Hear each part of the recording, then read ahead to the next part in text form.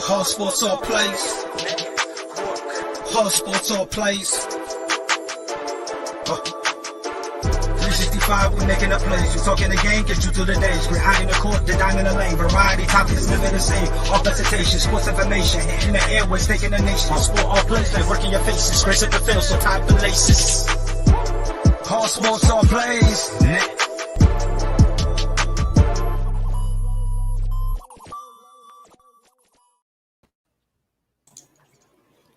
Yo, what's up, everybody? It's time for In Off the Bench podcast, and once again, we are off the rails.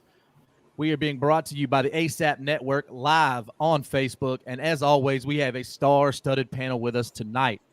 I am joined by my boy, my partner in crime, my brother from another mother, Jim Cross, newly sponsored athlete by Elite Crusaders.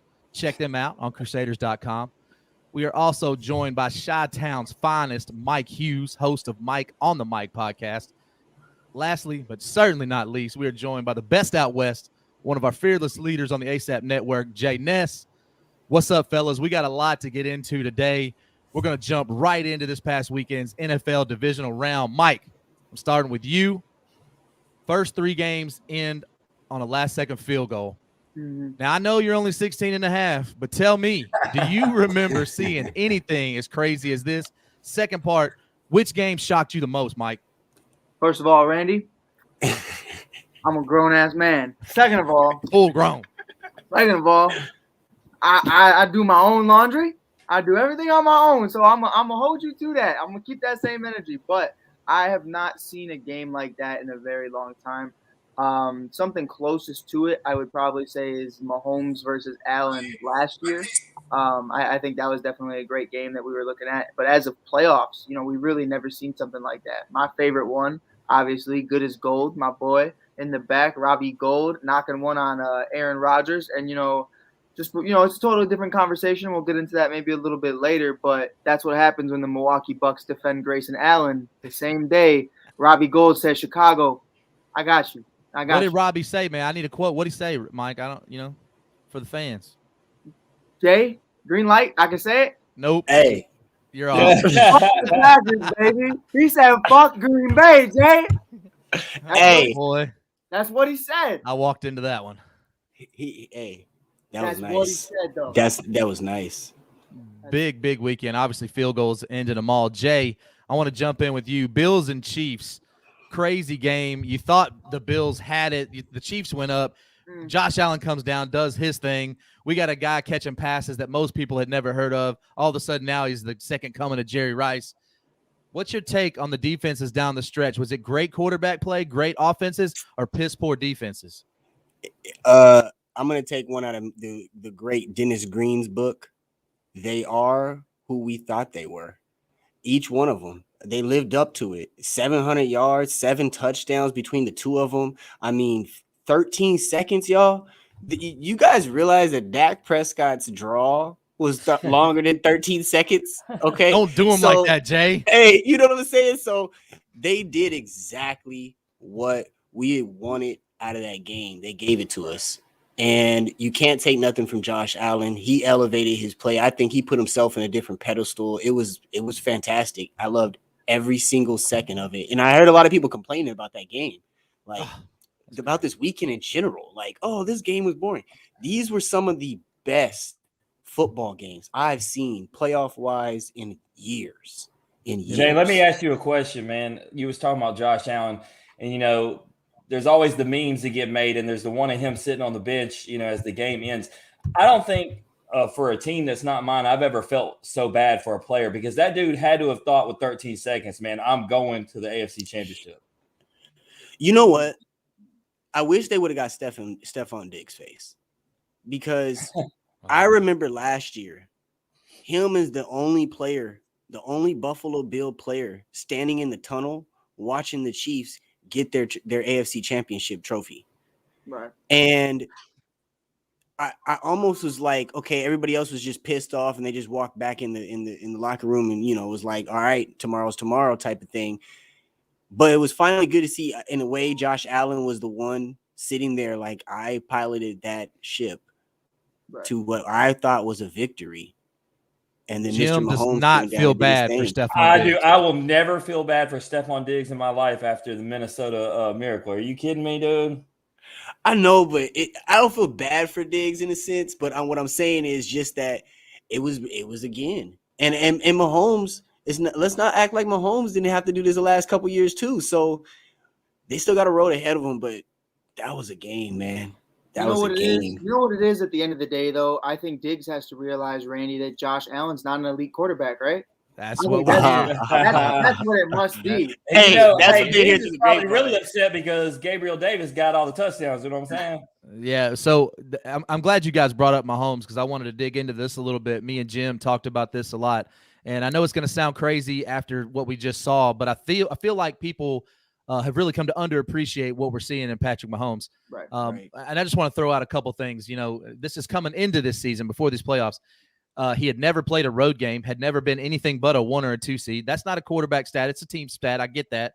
But he had never lost a game by more than 8 points, had never lost a playoff game in regulation until the Super Bowl, of course. He had never gone home before championship weekend at AFC. And also he had made it to 2 Super Bowls before he even turned 26. I think that a lot of times what we saw so early in his career is that we came to expect that. And right now, if you look at just trajectory, and I know that people are going to freak out when I say this, his trajectory this early is better than where Tom Brady's was at the same stage in his career. Injuries could, yeah, I agree. So I think that, and I'm definitely going to let Jim talk about Josh Allen because I know he's a Josh Allen fan, and rightfully so. But I want to talk about just one thing that I read over the weekend that blew my mind. Mahomes and Allen, they posted the 21st and 22nd playoff games of 300 yards each, 3 passing touchdowns each, and a completion percentage of 72%. It was the second time that had been done in the postseason, and it was the first time 2 quarterbacks have posted those stat lines in the same exact game. Right. Allen's performance in the wild card round was the only previous time a quarterback had reached all those milestones while also rushing for 60 yards. So I think that to just do away with what Allen did and say that he lost the game, everybody knows that he didn't lose the game. Right. But I will forever stand on the pedestal that Mahomes is just a little bit better. He, more completions, higher QBR. Right. He did the things that he had to do, and that's not a knock on Josh Allen. That dude is elite. Vic, I know you're listening, and I know you're not gonna like that, but he is elite. I think that the accolades, Super Bowl MVPs, all that's going to come for Josh Allen. Jim, tell us about your boy. Well, before I get into that, the thing that came out afterward, the Kelsey Mahomes, interaction and them just doing their own thing, backyard football. That's what makes them on a whole nother level elite. They said it didn't matter what the coach called. Mahomes said, Kelsey, do your thing. I forgot what he say. Do it. And then he ran his route to the open space and then he hooked it up. And so that just talks about how good Kelsey is and talks about how good Patrick Mahomes is and their chemistry. And that's why they're scary good. But as far as Josh Allen, the reason why I like him so much is, Randy, I like the quarterbacks that are just tough as nails, right? And Patrick Mahomes, it's not saying he's not tough. We know he's tough as nails. But, he's going to duck the hits. I like that Josh Allen embraces the hits. I love that he runs the way he does. He's their top running back, obviously, because they don't have a run game. He loves bulldozing people over, and then he'll make a amazing throw the next play. And so, that may not work for longevity of his career, but I just love how, he defines football player to me. Right. But, yeah, like you said, he came up short, not to his fault. And that defense, I think you were one of the ones that said it. Buffalo everybody kept saying number 1 ranked defense. And there was a lot of people, including yourself, that said, those stats were kind of flawed, and it really showed. Yeah. And one thing that I got to pick out, everybody was talking about the coin toss, and I agree the NFL overtime rules do need to change. But going into this game, Josh Allen was a perfect 9-0 this season on coin flips. He guessed wrong on Sunday. The Chiefs made him pay. They marched right down the field. And that's again, weird though, Randy. I'm going to be honest. I love Josh. I got love for Josh. But when there's a coin toss, I've never in my life thought I'm going to pick heads. I've never picked heads. No, he picked tails. He picked tails. Tails never fails. Yeah, he picked tails. I've never picked anything but heads in my life while we're going there. Yeah, I'm always picking tails. Me too. I'm tails never fails guy. Well, that's why y'all would have lost. Now here's my thing though, Jim, and I wanted to pose this question to Randy, and I want your opinion on it as well. And of course you too, Jay. But it comes down to it. We're breaking down everything that Mahomes has done. And I hate being this guy to say it because it's definitely not Mahomes' fault. It's an amazing situation that he's been brought into. But my thing is, those 13 seconds, if you don't have the number one tight end, who's also one of the number one receivers in general in Travis Kelce, you don't have a Tyreek Hill, you don't have all of these options. Are we having the same conversation that he is a step better than Josh Allen? Because if Josh Allen had somebody, I like Knox, but Knox is nowhere near the realm of Kelce. And I like Diggs. And Diggs is solid, but what we've seen Patrick Mahomes have and what he's flourished with, Andy Reid being the offensive-minded guy, where McDermott's more defensive-minded. You wonder how many pegs is Patrick Mahomes really over Josh, and how much of it is just the talent around. But let me adjust to that real quick, because it's Mahomes' ability to move out of the pocket. A lot of those big plays that you see to Tyreek Hill and Kelce. Right. It's because he extends the play and they find a way to get open. Right. If he doesn't do the things he does, those guys aren't open all the time. Right. Agreed. Right. And I hear what you're saying. And then also talent. And also, I mean, if you look at Pat when he first came in the league, he was more of a runner and a running quarterback, and now he's turned into a like he said, a scrambler, so to speak. I'll bring in, I mean, Jake used to run a little bit more, but Jake Plummer, he came in as a running quarterback, and then he ended up turning into more of a scrambler, stay behind that line of scrimmage, extend the play like Jim said, and make those plays. But the other thing about Patrick, and this is to answer your question with one thing, bro, he's throwing touchdown passes underhanded. This isn't a question. There's no question with this.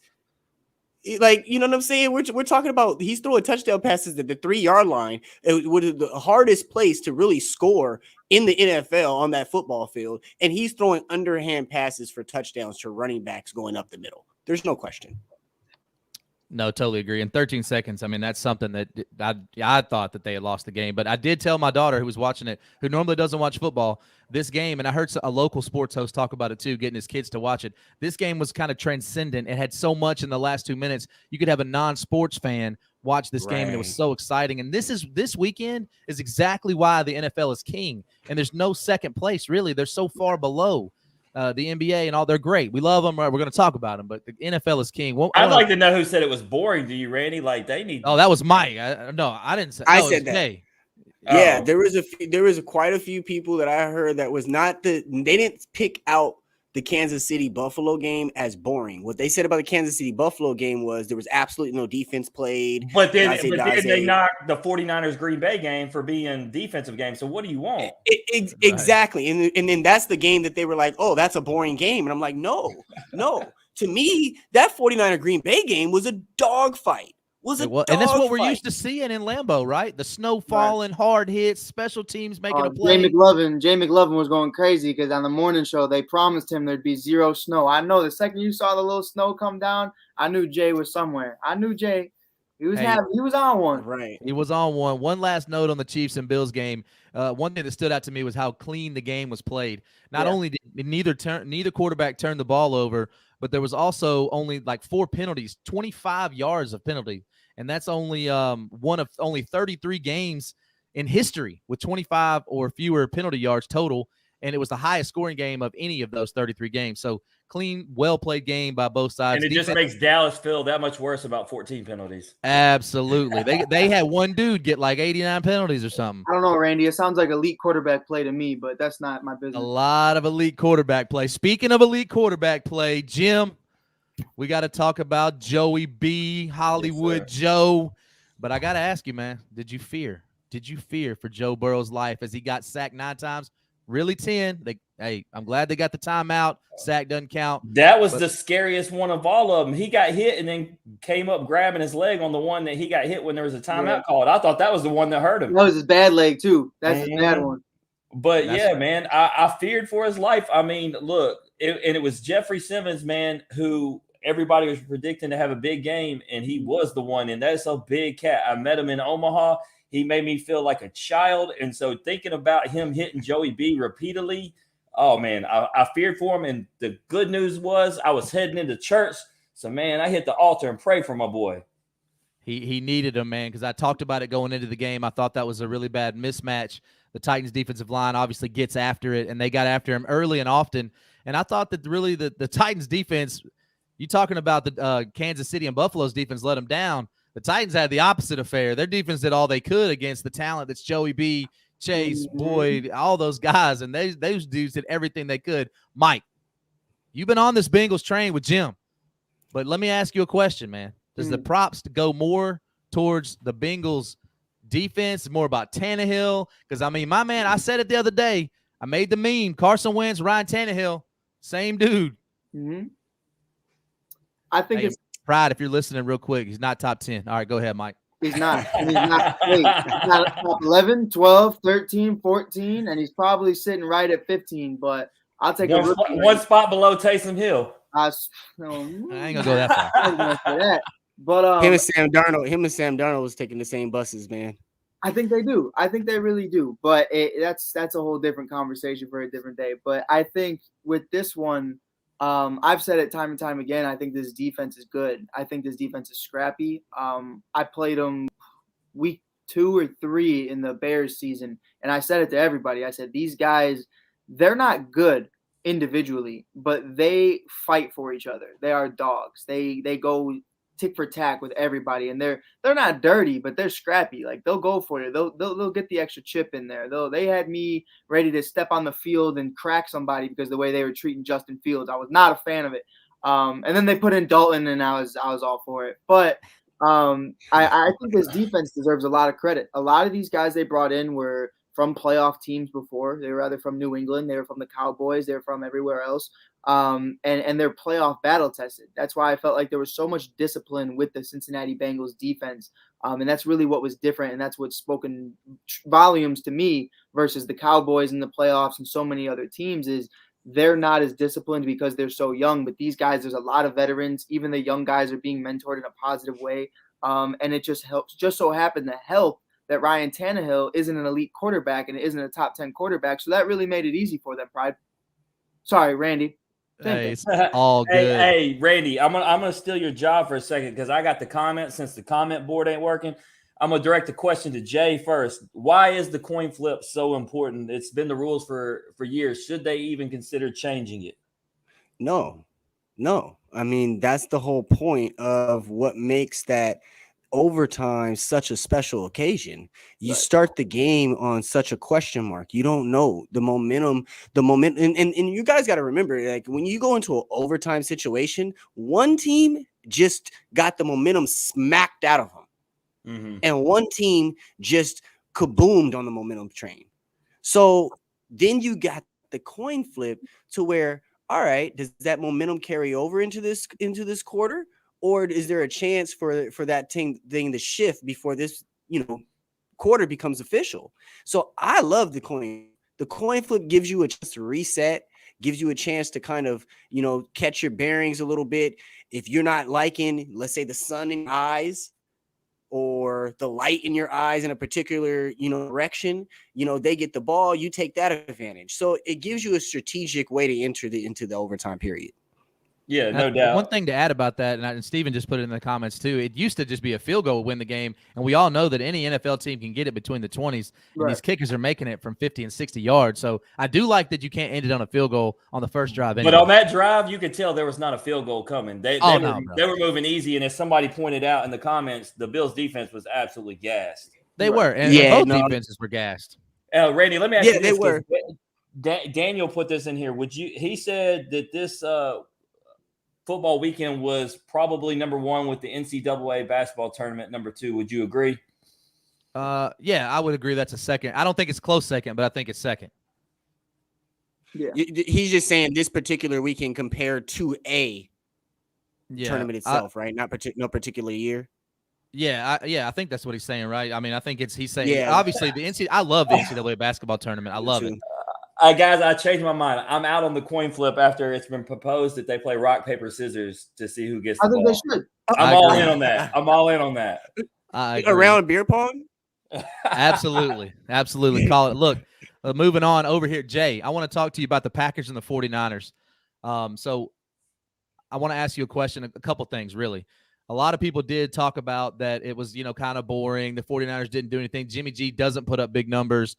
But all anybody really focused afterwards was Aaron Rodgers. What's the story? And this is another reason why the NFL is king, because the stories never stop. Aaron Rodgers gets put out, and he dominates the headlines that night, the next day, on through the week. So you tell me, He fails to get it done again. Is it time for Aaron Rodgers to leave the Green Bay Packers? Yes, it's time for Aaron to leave the Green Bay Packers, but before I, let that go, 50% of this is Aaron Rodgers' fault. 50% of this is Green Bay's fault, and it's all on the stat line. He threw 20 passes. 18 of those he completed 20 passes. He threw 29, but 18 of those were split between Aaron Jones and Devontae Adams. Then there was 2 for Lazard and Mercedes Lewis. You know what I'm saying? So they get one apiece. Curl routes. And then right. And they get one apiece. Randall Cobb, the guy you forced into the organization, didn't get a single ball. He got a target. Yeah. You know what I'm saying? But and that's the thing when you look at it, okay, yes, Aaron, they didn't go out and get you the guys that you wanted, but in a sense, they got you Randall Cobb, like you just pointed out, which you did. You were positioning to make sure he came back. They gave you him. And maybe they didn't go above and beyond like you would have wanted them to, but they did kind of move in that direction for you. They went out and got what's his name? St. Brown, and they got Scatling. So you got a couple other guys out there. So then you look at the rest of it, and dude, you didn't even spread the ball around and give them a chance. And yes, it was a defensive game, but we're talking about Aaron Rodgers. We're talking about the quarterback. You should give me a touchdown. Agreed. And we didn't get that. At least field goals. Give me something. Give me down there. Let's kick a bunch of field goals. That would have won the game. It took the 49ers having to get a blocked punt to even get them on the board. Right. So I think that at the end of the day, Aaron Rodgers, time for you to go. But if you don't do anything next year and you get offensive weapons, it might be time to hang him up. Let me ask you a question, guys. It was a thought that was already in my mind, and since we already trashed Tannehill, if you're the Titans, do you find a way to get Aaron Rodgers there? Because if you put him there, that team is Super Bowl ready. You can't for a lot of reasons. First of all, Rodgers is under contract next year, and he has no way to get out of it unless they trade him or cut him. That's what I'm saying. Can like they said, Titans throw out a bunch of first-round picks and give him Tannehill? Who in the hell is taking Ryan Tannehill besides pride? But they might want 3 first-round picks because I would do it if I was the Titans because you should be Super Bowl bound if you put Aaron Rodgers with that talent. I hear you, but I don't see that happening because they're on the hook for a lot of money. And also think about this. We talked about this on the NFL show, Mike and I and Coach. Aaron Rodgers is a freaking steal. He's only making $25 million a year. Ryan Tannehill makes more than that. But let me ask you this, Randy. Can you acquire those 3 first-round picks and Tannehill and then trade Tannehill? Because you still got Jordan Love. Here's the problem. Here's the problem, though. Randy and I did talk about it. Randy made a key point. When the Packers trade and or cut Aaron Rodgers, they have to shed $26 million of that on top of the $25 to $30 million with incentives of having Ryan Tannehill. That's over $50 million on just one quarterback. That's not your franchise quarterback. That's a rental for 1 year because he's not staying there. Right. So, and then Devontae wouldn't want to play there. Okay. So then it's like, why even do it at that point? But you don't think with Derrick Henry and Aaron Rodgers, they're automatically a Super Bowl hopeful? I think for the Titans, it was perfect. For the Titans, it's perfect. It makes no sense for Green Bay. And also, we say that, okay, what if he goes to Tennessee, has Derrick Henry, has that defense, and chokes again? Because it's not like he doesn't have some weapons over the years. Another one was just brought up in the comments. What about the Bucs if Brady leaves? No. I don't know if they got 22 players on the hook, though. I don't know how many players are coming back to Tampa. Right. I don't think that's a good cloud for him to jump underneath either. I think there's a lot going on. Obviously, Godwin's gone. Obviously, Gronk is leaving the second Brady leaves. AP is gone. So it's going to be one of those things. Yeah, there's no doubt in my mind if Brady's done, Gronk is done too. But that's just me. That's just my opinion. Maybe we can answer that question in a little bit. But can Chris Gronkowski give us the inside scoop on his brother? It's coming up next. It's a good question. Would Gronk want to stay by himself with guys he doesn't really have any connection with other than 1 or 2 years? He only came back for Brady. Absolutely. So Brady leaves. Right. Why stay? He ain't. And also, I want to oppose this to Randy because this is something Randy and I have been talking about. Yes, sir. I've been waiting on this, Mike. It bothers me when everyone says that Aaron Rodgers is going to the AFC. If you couldn't hack it in the NFC, I don't want to see what happens when you have to face potentially Deshaun Watson, Josh Allen, Patrick Mahomes, Joe Burrow, Lamar Jackson, and a bunch of other cats. You didn't even list his favorite. Dang, Randy, where's Herbert at? Oh, I was gonna say Justin. Trust me, Justin's in his own little category, and we're going to get into that in a whole other episode. But when you have to go up against so many guys that are under the age of 25 and you're pushing 40, Right. I don't think And your name's not Tom Brady. Right. I don't think the AFC is the move for Aaron. I think, like we've talked about, I think the Colts and Denver are the favorable places. And I think they both have quarterbacks that are, willing. You could sign and trade Teddy Bridgewater and picks. Teddy could be your bridge gap stop with Jordan Love. See what you got with that. Carson can be that bridge gap. He's not that expensive. And he's pretty productive. So what is Carson, like 28, 29? Like he's still. He won't even be 30 when the season starts. He's relatively So is young. Denver just going to be like the Legends' last stop? I think so. Is that just going to be like? Is that just going to turn into that place? I mean, like, if it leads to Super Bowls. And I think, honestly, Right. when you look at it, if they bring in the right head coach and it's offensive-minded and you could snag Devontae Adams too, you already have Jerry Jeudy, you have Patrick, you have all these I don't want to be in the West, though. When you consider Kansas City and the Chargers on the uprise, that's a division I'm not trying to mess with. And think about it, even though the Raiders, we don't respect them, they still made the playoffs. Right. So. I do respect them because of what they went through to get to where they were. But I hear what you're saying. They're a tier below the Chiefs for sure. They can be a very different team next year compared to making the playoffs this year. I think it might not go as sweet as everyone thinks.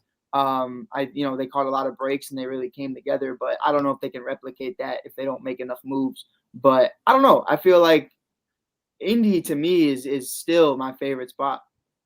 Yeah, you put him with the defense that was pretty good, one of the best running backs in the league. I do think that if he ends up there, his receiving core, I'm not saying that Pittman is as good as Devontae, but Pittman's the best option they have, and he's really the only option because T.Y. Hilton's about 52 years old and he can't run anymore. Let me ask you this, Randy. Go ahead. Thanks to Jim Cross, though, we might be able to snag Michael Thomas as well, looking the way things are going. You could Slam Boy. You could have Slam Boy. And that's where I was actually going to go. There was talks of where Russell Wilson would go. And the Saints were a possible option. Obviously, with Peyton gone, that's not going to happen. Randy, where's the most likely destination you think now for him? For Russell? Yeah. It's somebody. Steven Scott actually brought this up in the comments. He said when Russell Wilson goes to the Bucs, obviously that I don't think that's a viable option. I think Russell Wilson's a little bit similar to Aaron Rodgers. He's still under contract, but if Russell Wilson, to me, was going to make a move, if I'm looking across the landscape, obviously, as a biased Colts fan, that would be a great fit. But it really would be the Dolphins because he's a better version of what they're so in love with right now. He's a smaller, undersized guy, but he can actually make the throws, and he's a smarter quarterback. I mean, to me, and you guys obviously correct me if I'm wrong, you plug Russell Wilson into the Dolphins offense, I think they immediately become a playoff team, and they contend for the division. They're not as good as Buffalo. I'm not saying that, but they contend. I think they are as good as Buffalo. No, I'm being so honest. If Russell Wilson stays healthy, when you look at that offense versus that offense, Buffalo's offense versus the Dolphins' offense, you look at what Jalen Waddle's doing. You look at Parker. You look at Fuller. You look at Gesicki. You look at all those guys. They're really a consistent run game away from being solid, and that's what Russell can bring. Man, and the defense is good. Even Clarence is putting in the comments, Dolphins ? I agree. Mike, take that on somewhere. Nah, I don't. Hey, y'all. Yeah, I don't know about the Dolphins one, man. If anything, if I'm gonna go on a team that's like borderline, I'm going New Orleans because you plug him into New Orleans and everything's right back to how it was. You just looking at But I don't know that New Orleans is going to be able to keep their. That's why I didn't say New Orleans because they don't have. They're $76 million over the cap. Well, the money That's thing not is just restructuring deals.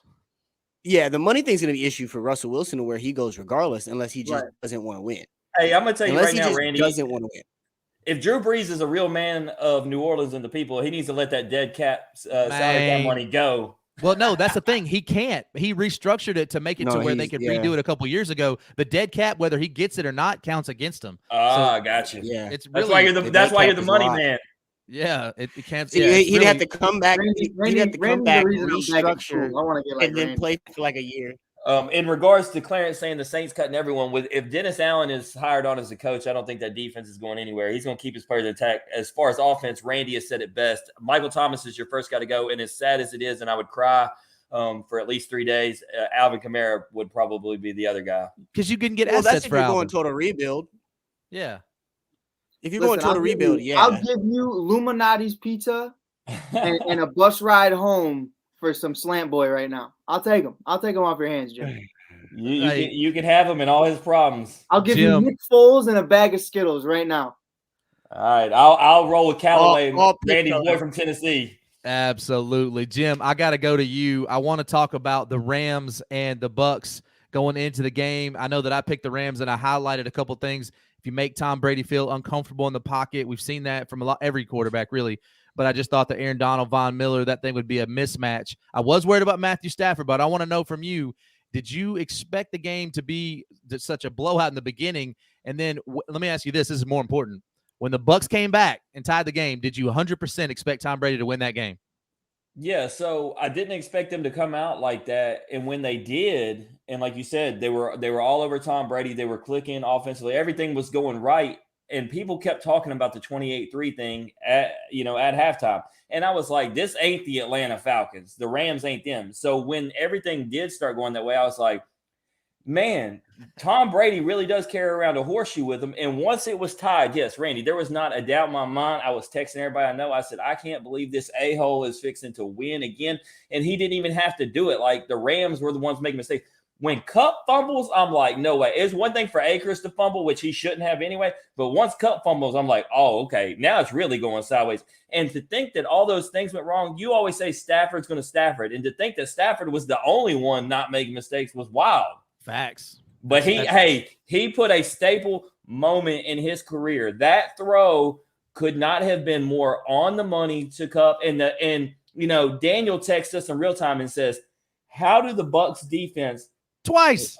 Yeah, bracket him. He's the guy. If OBJ is the one that beat you, then so be it. But you cannot let the league's best receiver this year burn you like that. And it wasn't even like it was some kind of elaborate route, because he has great route running skills. It was a seam route. Mike, I want to go to you just for a second, because I know you were a safety.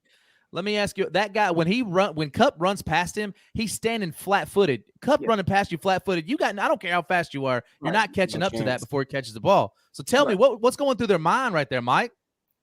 I can't tell you what's going through their mind. I don't know what the plan was for that situation. It didn't make sense to me. My biggest thing is, when I saw that, I felt like you were relying more on the pressure of the defensive line. You were looking at the trenches, and the safeties were really more so looking to see what was going to happen with that run game, to see if they were going to do something like that. And I think they were relying a lot on what they were doing, Barrett and so forth, and all the guys in the front. Sue talking a lot of shit the entire game. My favorite part was when Sue got kicked and he started crying to the ref. I literally watched this man destroy Aaron Rodgers' leg. But hey, he stomped Aaron Rodgers out. I was like, you of all people to tell me that you were kicked, I don't want to hear it. But as a safety, when you look at that, you have one job, and it's to make sure that nobody's behind you. No one on that offense is behind you. And for Kupp to be in front of you so early on in that route run, and like you said, it was just a seam route. So I'm looking at it and I'm like, how is he so ahead of you so fast? It looked like that he was just trying to play linebacker, like he was an extra linebacker in the box, and that's how you went about it. Hey, bro. And it's a horrible way to go about it. I got to tell you, Jay, I wasn't very fast. I'm going to tell you what I would have done. If that guy was going to run past me, I'm tackling him, taking the penalty. I ain't giving up all day. I'm not. But Jay, I got to ask you a question. Obviously, I don't think there's any debate here on this show, and there shouldn't be. If you do think that Tom Brady's not the GOAT, don't watch our show anymore.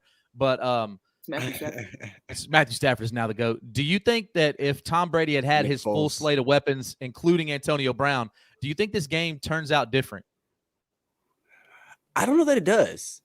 I think that defensive line, dude, the last games, not to give too much into my prediction of later on, but the last two games of Los Angeles Rams have been something else on defense. Forget the offense. We've been seeing glimpses of the offense all year. It's been looking glittery and glamoury all year. But that freaking defensive line in particular, that pass rush in particular, was looking like a whole new animal. And I don't know if having extra receivers on the field changes what Aaron Donald's offensive line and what Von Miller's doing to that offensive line. And hey, to just kind of step ahead, Jay, we're going to do picks and stuff. But I was telling Mike that the scariest idea for me is if the Bengals do, in fact, beat the Chiefs, either of those defenses, the 49ers or the Rams, we just saw what the Titans defense did to Joey B. Yeah. I really will fear for Joey B's life because if the Rams defense is out there attacking him, good. You got Von Miller and Aaron Donald running down on you, bro. I think you better Leonard take Floyd the out fall. there, and Randy knows. Randy knows I hate Leonard Floyd as a Bear, but as a Ram, But man, hey, that 1 yard hitch route to Chase better be the every other play. right? All money. And- But then and you that's know the- what? and You're going that's to have the one Jalen thing, Ramsey too. holding him, so it's going to be tough. Hey, Jalen Ramsey got that's the one got thing. burned a couple times by Mike Evans. Hey, let's talk True. about it. but he True. had help. And that's the Right. thing, that Jaylen Ramsey being out there on in that secondary just really shores that defense up, because you're getting quarterbacks, like you said, Jim. You're hoping he gets the ball out there quick, but you can't throw it to that side quick because Ramsey's jumping on those routes. And that was my thing, Jay. That was my thing about like what happened in the Cup situation is that when you have a guy like Ramsey out there, you don't just have to solely worry about the pass rush. You don't have to worry about what's going on in the trenches. Right. Whereas the corners for the Bucks were relying on Barrett. They were relying on Sue. They were relying on all these other cats out there to make this play, to make the stop. And they just couldn't, because they weren't going to stop Cup. Like, let's be real. The Cup slander needs to stop is, oh, well, maybe he can do it next year and then he'll be a top 3 wide receiver. He's a top 3 wide receiver. Right now. That's how it is. Right now. Right. Well, now. and I have a different but perspective again, on him now. He was top 3 to me anyway, but I didn't like that he had, in order to break Calvin Johnson and Michael Thomas's record, it took 17 games. But then Randy alerted me that he acknowledged that, and now that he said that, I respect him even more. So. Right. Yeah, for those that I shared it in the group chat, but those that don't know, he basically said that you have to put these 17-game seasons with an asterisk beside them that they get the record. We got to give those guys a little bit more respect. They did it in fewer games. Now, you could really go down that line and say, well, they used to play 14 games. Well, they used to not pass the ball as much. They used to not do this. I think it was a good nod to the past and the history that he did give that. So, but I want to look. We got to jump right into this because we got to get onto a lot of things. I want to get your Super Bowl picks. Mike, I'm going to start with you. Give me your AFC pick, Chiefs, Bengals. Bengals. Jay? And that's it. Man, I can't Jay, bet talk against to me. Patrick. Patty. Can't bet against Patrick. Well, we can skip Jim because we know where he's going. Look, bro, his high school had never won a playoff game until he got there. They won 7 while he was there. He went Great to LSU where they went 15-0, beat 7 top 10 teams. Clemson. Greatest team to ever play. And then 31 years went by before the Bengals won a playoff game. They did it. They won their first road playoff game this past week. Understand, Joey B doesn't know how to do anything but win, Randy. I feel you. Well, for me, I'm going to take Patrick Mahomes, obviously, because the guy just doesn't know how to lose either. And he doesn't know how to lose, well, in the AFC playoffs. He is losing in one thing. He is losing in the wife battle to Josh Allen. I'm just saying. That's been all over social media. He's losing the wife battle, the brother battle, the sibling battle, every battle. Oh, my goodness. His circle is spinning out. Don't act like you ain't the one that sent me that, Randy. Hold up. Don't even try to back out of that. We're going off the rails here. Jay, I got to get us back on track. Let's talk about the Rams and the 49ers. They've already played twice this year. Tough to beat a team 3 times, right? Give me your pick. Told you guys all the way back in August, there was going to be 3 NFC West teams in here. I told you all the way back in August, I would not be surprised if we had 2 NFC West teams in the championship for the NFC, and it's here. I thought the Cardinals. You just thought it was going to be your team, huh? Yeah, I did. But as great as the Rams have played, guys, I've said it for the past 5 weeks, the most dangerous team in this playoffs is the 49ers, and I'm going to stand by that. 49ers in the Super Bowl. Mike, who you got? 49ers and the Rams. Well, Jay can attest. I know you guys weren't here off rip, but before the season started, the second my white boy from Detroit moved to LA, I said it's going to be just like that movie 8 Mile. It's going going all the way, and he's going to show everybody what a beautiful voice he has when he's chugging beers, and I can't wait. Last year we saw Tom Brady throw the Lombardi Trophy drunk. As long as there's none of that. It's going to be that times 10, and Calvin Johnson's going to be there too, and they're going to ride out in the sunset together. He better be there. Jim, talk to me. I'm going to tell you Rams, and I'm going to tell you why. One of the things that San Francisco has done so well is a lot of their misdirection stuff that they do. They keep defenses on their toes. The Rams' speed defensively, I think, can keep up with that type of play. They're not going to be able to establish the run, so it's going to come to Jimmy G. And we know Jimmy G makes mistakes. He's a good game manager, but no different than we were talking about Joey B under that pressure. I see Jimmy G under that pressure. I see him folding. Yeah. And so I'm picking simply, it doesn't even have to do with Stafford and Cup over there like Mike's talking about. I'm picking it because the Rams D, I think, is going to give San Francisco hell.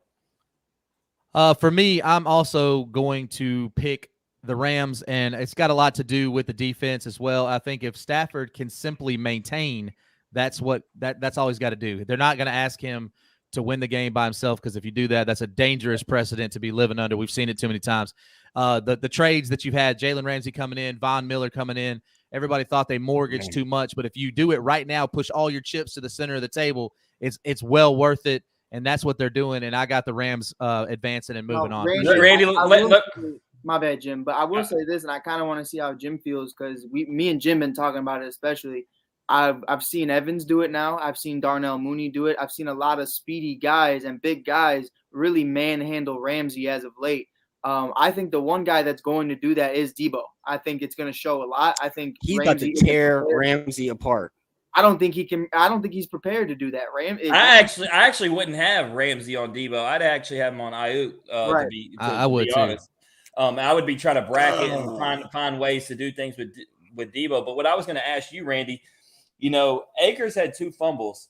Does he start at running back this game, or are you going with Sony? I'm going with Akers. I'm going to run both of them, but I'm going to go with Akers. I think Akers is actually, and Mike touched on this before he came back, he gives them such a different added dimension to that team, and they're a lot more dangerous. But, one fumble, you forgive, but 2 fumbles, man, can get you in the doghouse bad. But when's the last time he carried the football? Coach like that. It's been a minute. Hey, they need to, like we did in high school, carry it around with your varsity jacket on. He might be doing it. Because he has to. Because bro, he hasn't touched a football in almost a year. And then he went into those trenches with Tampa being as good as they were. Playoffs. It's not to say it's an excuse, but like I understand it. You know what I mean? So it's like I don't think they're gonna give him as much trouble because they can't stop the run. The play that can't happen again was the center snapping it while Stafford wasn't looking. That can't happen. Oh man! If you heard, I can't say on air what I said when I saw that happen, but I didn't even know I knew those words. I didn't even know. We knew. I did. Yeah, we did. I shocked myself. I said, "Oh, my fault." My mom looked over at me. She was like, "What did you just say?" And I was not in front of Mama. She was upset. She was on one. All right, guys. So we got the NFL. We're going to move into the NBA. Got a lot to cover here as we're approaching the All-Star game. We're going to start with top 5 MVP candidates. And it wasn't the order, but I really want to go. Jim, I want to get your 5 first, and then we're going to go down the line. Yeah. Russell Westbrook. No, I'm just kidding. Let me go ahead and say I agree with something that you said. I'm going to start off with stealing your stuff. I'm putting Ja in there, and I don't care what anybody says. It has nothing to do with just because we go watch him in Memphis. If you don't think with where Memphis is at and the way he's got that team playing, obviously it's a collective team effort, but it all starts with him. For them to be number 3 in the West when they were picked to be a play-in team, there's no way you can't have him in there. So I'm going to start with Ja. I'm going to start with the obvious after that. Giannis has got to be in there, right? Do I even got to say even why? Chris Paul, the Suns are a well-oiled machine. Jay knows it. And it all starts with him. Steph, even though his shooting numbers are pretty rough and people aren't noticing it, his team still is where they are, and he still is who he is, and he hits threes from anywhere and everywhere. I think I'm still going to put KD in there, though, Randy. I know you brought up he was injured, but I think I still got him there. For me, I'll give you my top 5, and I think number 1 for me is Jokic because of what he's doing for that team and what he means for that team. It just does everything, and doing it with his guard being out. It's just it's a huge thing for me. I'm gonna go. Randy, do you think I left him off my list because he's boring? Yeah, probably. Probably. And he's just to me, watching Marc Gasol play all those years, Jokic is just a better, stronger version of what Marc Gasol was. He just can't shoot the 3 quite as good. Really good comparison. Yeah, number 2, I'm gonna go with Joel Embiid because the dude averages more points than minutes. He's the most efficient big man in the NBA. If he can stay healthy, and that is a $100 million question, I think that we could see a historic season and a season as dominant. We're not talking about it, but it could be as dominant big man as we've seen since Shaq. You're a dirty dog. I was supposed to go last on this, and see, I would have never forgotten Embiid if I went last. Oh, my bad. Now I'm kicking KD back out. Yeah, KD's out for me. Number 3, I'm going to go with Giannis for, we don't really need to talk about the reasons. The dude is just, he's amazing. 29, 11, just doing his thing, blocking shots. Number 4, I'm going to go with Chris Paul for what he means to that team. He's a general. Doesn't put up the huge point numbers, but if you look at PER, the point differential, what he means when he's on the floor, off the floor general, he is literally a point god to me. And speaking of point god, I am going to be biased, and I'm going to put Ja Morant as number 5 because even in the losses, he's still been putting up big numbers. They've been missing Dillon Brooks, missing Desmond Bain, missing Kyle Anderson at points. He's missed all these guys. Jaren missed some games. Ja's just continually putting up 30, 40-point games, 10, 12 assists. A lot of steals. He's ending the game on defense. I know all of y'all saw the great block. I'm going to talk about it to the end of time. That boy got the top of the backboard. So that's my 5. Mike, give me yours. I think number 1, and it's so disrespected by the way no one's talking about these guys is I'm the Dallas Mavericks and Luka Doncic right now. I think what Luka's doing, he's averaging 25, 9, and 9. They've won. No, it's a white guy for you. That's not a shocker. That's off the rails. But they've won 9 of their last 11. So as of right now, I think what Luka's doing, especially with Jay and I watched it happen. We were on the phone last night. What happened with Hardaway, and they're still managing to win games, and they're still being really good. And Porzingis is, Jay and I said it last night. He looks 39 years old, and he's only 27. Like, he's not productive. He's not good. He looked 37 years old when he was 19 years old. That's just the reality of. He looks awkward. It's like one of those grasshoppers of the Bug's Life. But number 2, I have Joel Embiid. I think what Joel has been doing, and I hate to say it because it always ties back into the negative part of Joel, is this is what we always see from Joel Embiid. The only reason we stop seeing it isn't because it's inconsistent, is because he always gets injured in the second half of every season. If he can finish out the season healthy, or if some way, somehow James Harden finds his way in a Philadelphia 76ers jersey, I think we're having a completely different conversation going into next season. At 3, I'll put Giannis. I think what Giannis does every single day is generational, and I think we're going to be talking about him for a very long time, especially after LeBron retires. I think that is the mantle. I don't think it goes to KD. I don't think it goes to Ja. I don't think it goes to anybody on the Chicago Bulls or anywhere else. I think it goes straight to Giannis right away, and I think that's just the respect he deserves. I look at Ja Morant at number 4. I'm a C Ja, and I'm going to continue to admire everything he's doing. I've been with that kid since his days in college, and I'm rocking with him. And you're making me look like a genius because I was the only cat in Chicago that said that kid needs to go number 1 overall. And right now he's proving it because Fat Boy still ain't on the court, and we have no idea where he is. But Hamburglar, if you're watching this, New Orleans is looking release for our boy. Free Zion. Free Zion. But he's still at Nike trying to design a new shoe. I bet he is, because that first wave was horrible. But that's a whole different conversation. Hey, is he in line late at night at Bojangles? I'm just wondering. But number 5, and Randy's going to love this one. I think it's very underrated. The stats will not provide this. Jimmy Butler. What Jimmy Butler is doing in Miami Heat right now, being the number 1 seed in the East, with the Nets, with the Bucks, with the Bulls being who they were. Jimmy by no means is putting up MVP stats. But it's the same concept of Chris Paul that neither's Chris. Chris is putting up good numbers, but it's not blowing you out of the water. Trae Young's numbers are better than Chris Paul's. Like, let's be real. The difference is Trae Young does not matter a fraction enough as much as Chris Paul does for that Suns team. Without Chris Paul, that Suns team is not the same. Without Trae Young, what? They're still the 11th seed. So Mike, let me form a question for you. I got a guy that's going to be on none of our lists, but if his team had a better record, would LeBron James be in your 5? Without a doubt. Like, what he's doing right now, Jay, we can shake our head all we want, but he's a stud. He's killing it, and I'm not a fan. He is killing it. But again, guys, I don't know. I just think that you did premise it with MVPs don't go to losers, Jay. He did premise it. No, he premised it with if he had a better record, because the guy is doing everything, but his team is losing. So how much is he doing? And that's my big thing, though. I mean that's fair, but when your whole bench is averaging like 10, I mean, you and Randy got Jokic in there, and they're in the 6th spot. So I mean, and the Lakers They're in the winning, 7. man. and that's why I put Jimmy on there, is because it's like Jimmy's not going out there averaging the most, but he's winning these games, and that's really what it comes down to at the end of the day. And that's why Chris Paul to me was an honorable mention too. But Jay had already said him, and Jimmy's my guy, so I gotta show some love to Jimmy. I love it. Jay, give me your I'm 5, just- and if you say CP3 5 times, you're getting kicked out. I would put Devin Booker in there if I did it 5 times. But JaVale no, McGee and JaVale McGee. right? No, but Dwight I'm just Howard. glad that we unanimously threw Ja Morant in there. I love that. I love that. So I'm gonna say Ja. What he's doing is amazing.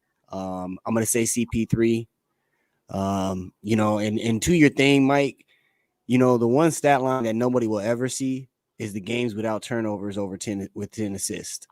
And I mean, the next closest person to him, I think, is Rajon Rondo, and he has like 13. Hold on, Jay, really quick. and- I need Jim to leave the chat because we're talking about not turning over the ball just for 5 minutes. Oh boy.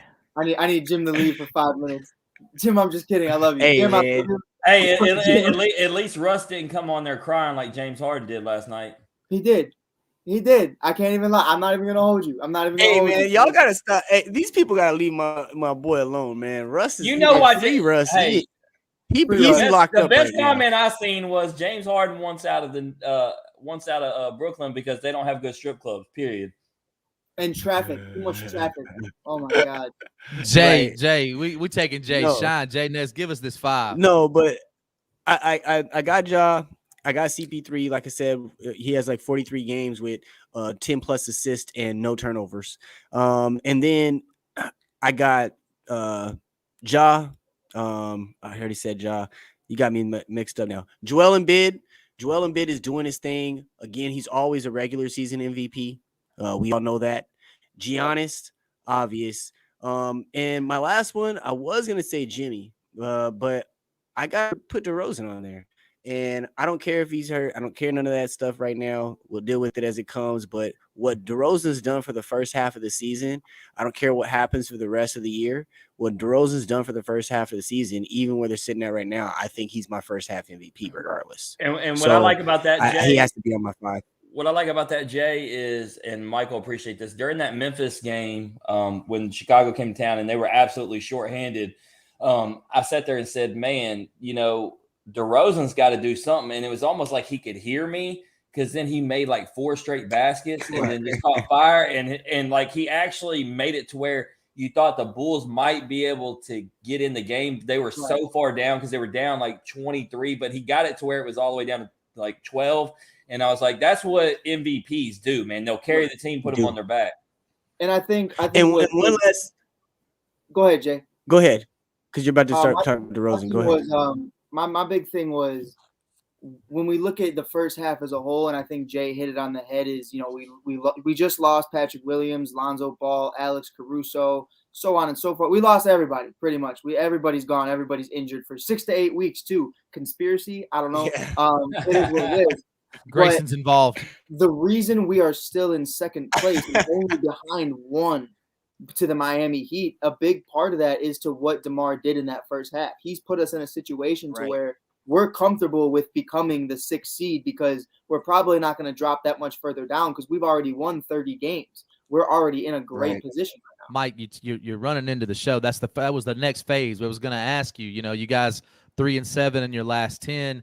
You said you're cool with being in the 6th seed, but obviously you don't want to win 3 out of every 10. Right. You might not. So I want to ask you, is it really treading water right now? You guys feel comfortable enough with the team you have? Get some guys back. Feel like you can make a run. What's the ideal spot? Is it 3? Is it 4, 5? I mean, where's it at?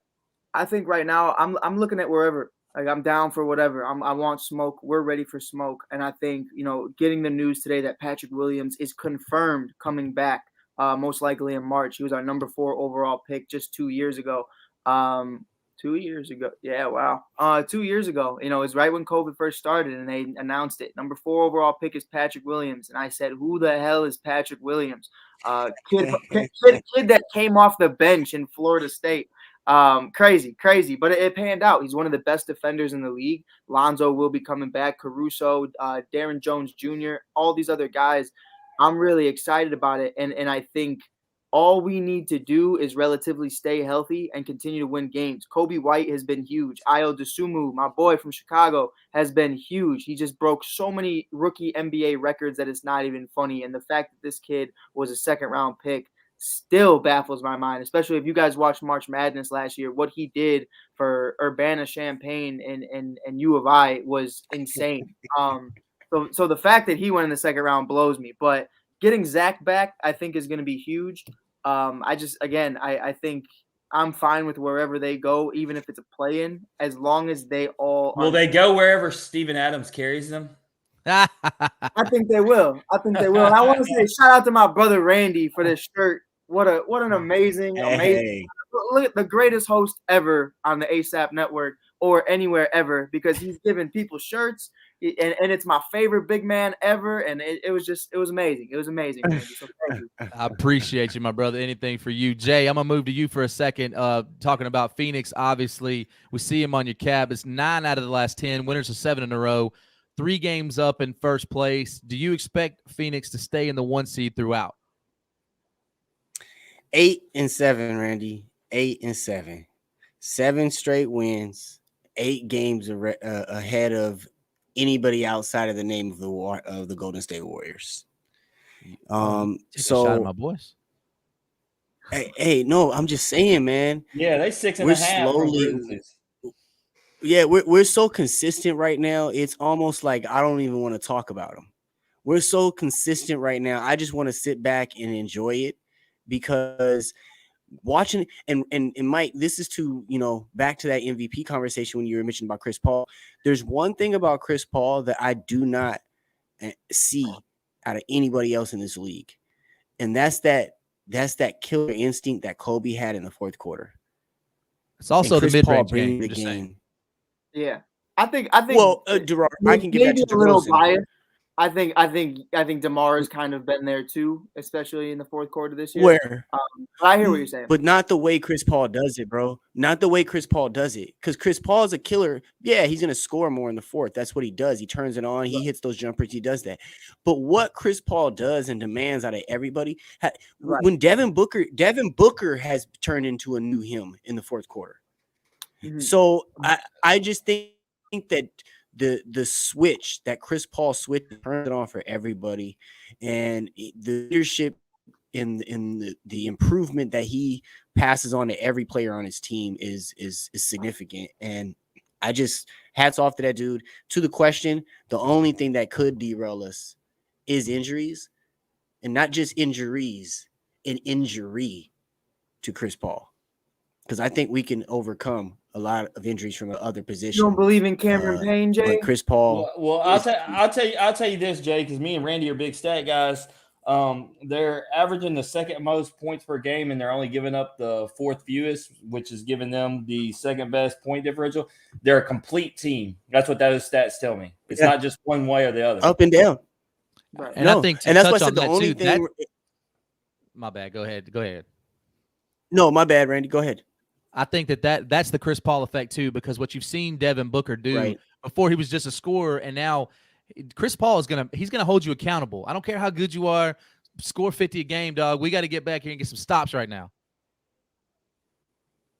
And that was one thing that everybody used to complain about Devin Booker. Like, oh, yeah, you score, you do this, you do that. But where are you on the defensive side of the ball? And that's one thing when Chris Paul came, Devin Booker even said himself, he's like, I'm going to focus on being that dog on defense that I have supposed to been, have been this whole time. Because Chris Paul can say that energy and do that fourth quarter thing and shut him down.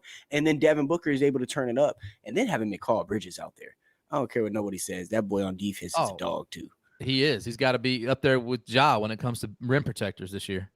Man, I mean, not Ja, Jaren Jackson. Excuse me. Jaren. Hey, it's all good. Hey, he's protecting the rim too. He's slapping against that glass, homie. That's right. I'm going to jump into the Grizzlies before I end it with Jim with his favorite topic, the Lakers. And I want to highlight something from our boy Sean Coleman at StatSack on Twitter. He does a lot of great things Grizzlies Twitter related. So as he says today, teams are shooting 8.3% worse at the rim when Triple J is on the court versus when he is off. That mark leads the NBA. In fact, that is the best mark for any big that has played the last 1,300 minutes in a season since 2014-2015. So the fact that Jaren Jackson Jr. is not in the Defensive Player of the Year conversation is a joke. NBA, first of all, you better get Job an MVP. Jaren needs to get some consideration. I'm not saying he should be the leader, but he should get some consideration for Defensive Player of the Year. As far as the Grizzlies, a little bit of a slide lately. I'm not going to hold too much weight on it. They've been mentioned. I preached all year about Desmond Bain and what he means to this team, and it does show up in the stat line, but there are a lot of things that don't. His leadership, his shooting, he spreads the floor, he gives them space. And tonight he came back, and they're up 10 on the Spurs right now. Desmond's already hit a 3. He's 2 for 4. I mean, so it just goes to show you how quick he can get back in. Tyus being back. Tyus is, and I mean this with all due respect, he's a poor man's Chris Paul because he's not as good as Chris. I'm not saying that at all. But what the dude does, he does not turn the ball over. He's ever. a starting point guard in this league. I'll tell you that. The Grizzlies benefit from that. Agreed. He's not an all-star, but he probably is a starter. I agree with you. He's the best backup in the league. And I don't think that's an argument. Excuse me? Oh, you heard what I said. Yeah, he said it, and it's true. Alex Caruso? He's better than Alex Caruso, bro. Come on, bro.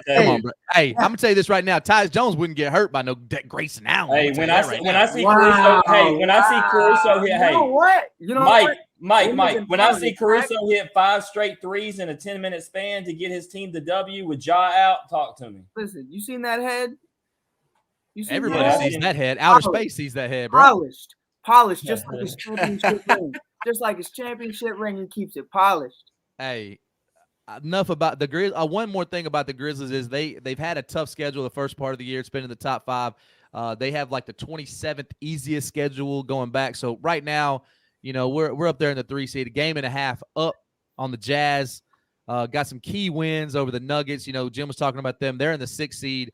But they're 4 games above 500, so really can't compare them to the Lakers. But speaking of the Lakers, Jim, I got to ask you, before we jump into Russ, because I know we will, what do you think about AD being back, and what does that change for the Lakers? Okay, I'm just going to go right to it. Let's say AD comes to full form. Let's say this team even gains chemistry, because we've been talking about these Western Conference standings. At best, that they can do is get up to the 5 spot. At best, even if they make a run, because they're so far back. They're not beating Utah. They're not beating Memphis. They're not beating Golden State, and they're not beating Phoenix. So does it even matter, even if they do make a climb? I don't see them beating anybody in that series, even if they do find the chemistry. So that's the ultimate problem, and that's the reason why Lakers fans get so upset. I think they see the writing on the wall. And the thing is, Anthony Davis has to stay healthy. And even if Russ turns it up like he does in the second half, as I just said, they're not beating Phoenix. They're not beating Golden State. And Memphis been putting it on them. I done seen it in person twice. 3 times. Yeah, but the other one on TV. But in person twice. And so, even if they get it all fixed, I don't see them being a contender. That's the problem. Right. And so, as far as Russ, look, man, I just wish he was gone. Because I don't want to hear the slander from his fan base anymore. He deserves better. I've seen other options out there. Right. Randy, I told you when he got traded there, I didn't like the Lakers, but I wanted it because I wanted him to get a title. Now that what did I tell you? That was his best chance, I thought, was with LeBron. I know, but it's the ball thing. It's not even a Russ thing. No, you told me it wouldn't work. Yeah. And so if he's not going to win a title, I'd rather him go somewhere and be able to play the way he wants to and not be scrutinized by the fan base.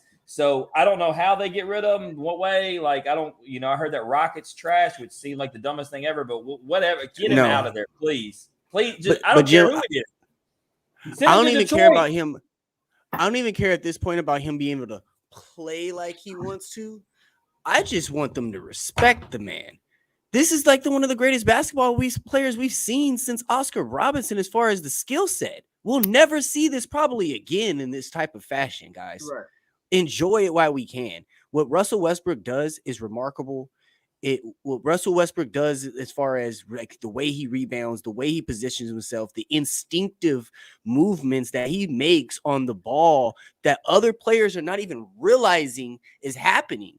is just so much of the dynamic of Russell Westbrook's greatness that people are underestimating. Yeah, and he's never been a big defensive player. The only reason it's glaring right now is because he's not scoring the way he used to. Not a single soul. No, because he's in LA. It's because he's in LA. The whole team sucks on defense. And there's still only a handful of players that can dunk on Rudy Gobert like that. But I'll say this is the last thing I have on Russ, and it's a question I want to pose to either Mike or Jay because Randy asked me this, and it's something that has bothered me and Randy for about 4 years. We've been talking about how does a guy go from being like a career 85% free throw shooter to being like a 65% free throw shooter, looking like Dwight Howard out there? How does that happen? It's been like 4 years in a row now. I think it's really simple. I think the problems with it as of recent, it's you're in your hometown. This is everyone that's supposed to, and I know I've spoken to Pride, I've spoken to Freddie, I've spoken to many people, and they tell me suck it up. But I've played on big stages before, and when your hometown is telling you to go fuck yourself and telling you to go get traded and to die and to do all these horrible things that they even attacked his brother for being short and fat, man. Exactly, and you're coming at him for all. He is though. He is. It's valid. You ain't got to attack his brother, man. It ain't right. It ain't right. It's like the same thing with Jackson Mahomes and what people say to him on the sideline. Like it's maybe there's a point to some of the things you're saying, but it's a kid, and you're not supposed to be saying things to someone's family. That's just there's a line that's drawn, and I feel like there's so much going on with Russ right now. The free throw line to me is the biggest test of someone's mentality, not more so someone's skill set. I feel like that's where pure focus has to be. And that's where you can see that Russ has not been focused. Now, I tend to notice, and here's just my personal opinion, you didn't see these problems until he started getting traded. Once he started going to Houston, once he started going to the Wizards, and now that the Lakers, you start to see that his free throw percentage is going down. And I think a big part of that is he's not comfortable anywhere he's been at. True. Man. Yeah. And I mean, to add to that real quick, it's a psychology. It's a mental thing. It's a mental thing, the free throw line, because the free throw line, everything stops. People are lined up next to you. They're watching you. They're waiting for your release. The TV cameras, they're right there in your face and they're zoomed up. So the free throw line is totally a mental game. And mentally, Russ is gone as far as when it comes to fan base. They've trashed that man. And that man is not, he shouldn't be trashable. This is not a basketball player that we look at, we should be trashing. Like, right.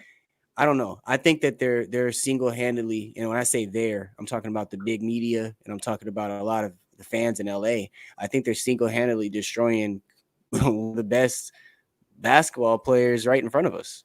And one of the things that doesn't get talked about, obviously we're talking about on the court stuff.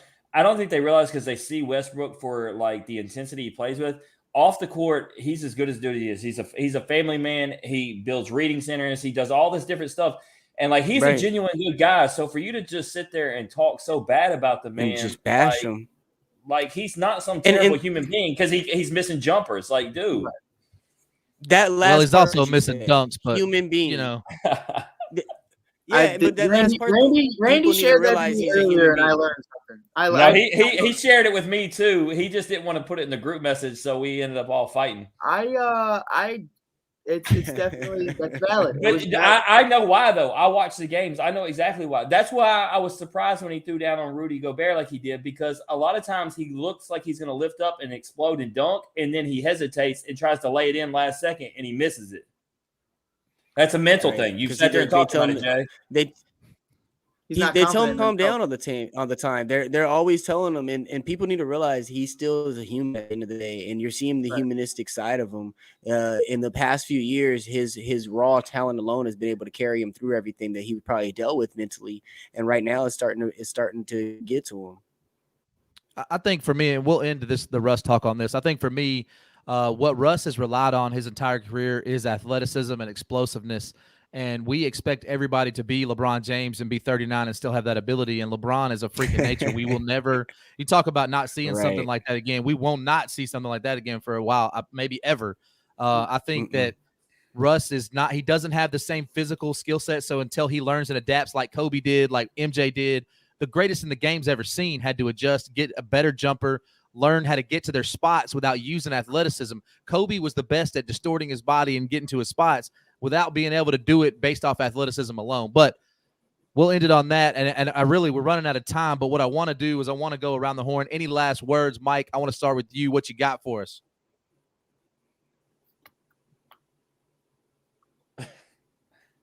Don't take your time. Doubles. Send help. Send help. Send help. To Grayson or medic. Oh, man. He kept it short and simple. Any doctor on call, come to Chicago United Center, please. Jay, any last words? Oh, man. Last words for me, very simple. Suns in 4. Let's get ready. The Cardinals are out. Super Bowl coming. After that, Suns in 4 season, y'all. It's in 4 season. Denver, cover your face this time. Cover your face this time. Yeah, definitely. Jim, last words. Yeah, man. You see the background. Saints, Sean Payton, 16 years. I appreciate everything he did. Him and Drew Brees rebuilt the city. Randy has said this numerous times. Drew Brees is not Drew Brees without Sean Payton, and that's a fact. And vice versa. Right. And so it'd have been more beautiful if they walked out together last year, but it is what it is. But 152 and 89. That's a 631 win percentage. 9-8 in the postseason. They made it to 3 NFC championships, won a Super Bowl. Talking about a franchise that is historically terrible, and so you got to give the man his props. And I don't care what his next step is. If it's going to coach somewhere else, and he's leaving the Saints because he wants to go to a better destination, I'm not mad about it. If he wants to go to the booth, that's fine, man. He's earned that right. He's done that city what he needs to do. And hearing all the players talk today about how much they love and appreciate him, and my favorite thing I think I heard was from Roman Harper on the radio. He said the one thing that he got from playing for Sean Payton that he never got from any other coach was when he was in the locker room, you never felt like you were the underdog. You always felt like you were going to win every game. He made you believe you were the best. And that's what a coach is supposed to do. So shout out Sean Payton. Yeah, and for me, 2 things for me. Obviously, 2 years since Kobe and Gianna, perished in the helicopter crash and all the other victims of that crash. So rest in peace to all those people. And lastly, before we get out of here, is I want to talk about the Baseball Writers Association. You are a joke. You are bad for the game, and you're killing your sport. The fact that you don't have Barry Bonds and Roger Clemens in the Hall of Fame is an absolute travesty. I saw a stat today, and I'll read this. David Ortiz's OPB. David Ortiz deserves to be in. I'm not saying he shouldn't. 380. Barry Bonds' career OPB, if you turned all 762 home runs into outs, 384.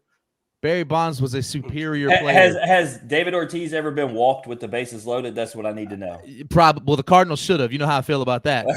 But Bonds has. Yeah. So, guys, I appreciate you joining me. We've gone through a lot. We've got a lot accomplished today. My man Mike wants help from the doctors. But I'll end with this. If you like hearing us average Joes talking X's and O's, please like and share us on Facebook, retweet us on Twitter, listen and subscribe wherever you get your podcast. Comments and feedbacks are welcome as always. We will see you next Wednesday on In Off the Rails. And as always remember, strong body, sharp mind, grit and grind all the time. We out. Hey. Whole sports all plays. Whole sports all plays. Whole sports all plays. 365, we making up plays. You talking the game, get you to the days. We're high in the court, the dime in the lane. Variety, topics, living the same. All presentation, sports information. In the airways, taking the nation. All sport, all plays, like working your faces. Grace at the field, so tie the laces. Whole sports all plays.